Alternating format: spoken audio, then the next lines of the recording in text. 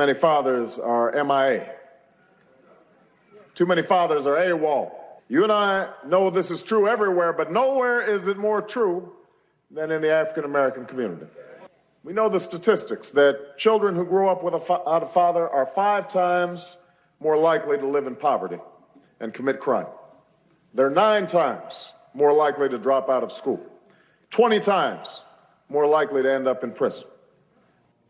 He was bold and honest, and then he never mentioned it again. The left did not want to hear that, and he never talked about it. Think of all the good he could have done. Jack Brewer rejoins us. Jack, you know, when Obama was trying to charm us, he was saying, you know, he was addressing a serious problem. How much of an opportunity was squandered? That's how I see it. He could have changed the whole game, and he didn't break a sweat.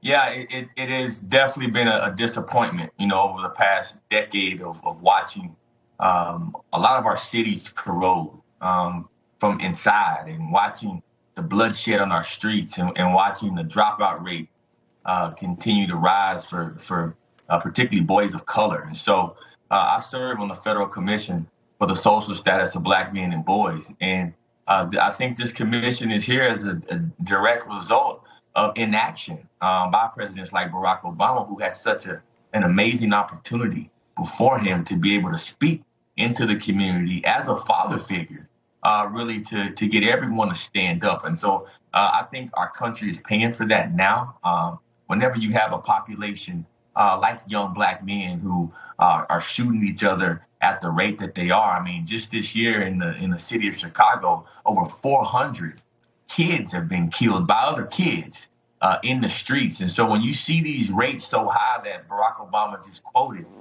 it's called a crisis. And so when you talk about civil rights and you talk about racial justice and all of those things, it begins and ends with the father. We would not have such a divided society. We would not have so much disparity in our nation if we had better fathers in the home. We lead the world in fatherlessness, and that is sad. The most prosperous country on earth should not lead the world in fatherlessness, and definitely shouldn't have social movements that are disincentivizing fatherhood, like BLM, who's calling to break up the nuclear family. We need to stand up for men. We need to stand up for the order of God, because that is righteousness. Fatherhood is righteousness, Greg, and it's time for this nation to take a hard stand like we're trying to do here in Florida. I love it. By the way, we only have a half a minute left. Your dad, we talked about my dad. I think we saw the speaker's dad. This is your dad. Tell us a little bit about him, if you don't mind, please.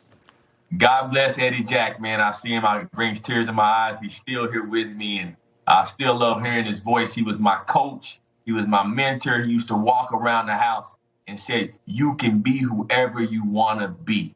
And he told me that each and every day. He said, "Be the greatest at everything you do." He's where I got my spunk. He's where I got my fight. He's where I got my order. And he's the reason why, Greg, I still spank my kids' butts today. Because I believe that if he didn't spank me, I wouldn't be the man that I am. And I totally respect him for teaching me how to be a dad. Amazing. Please give him our best. Jack Brewer, to be continued. Excellent work in Tallahassee. Thank you, sir. God bless you, brother. Thank you. All right. Take care. And we'll be right back.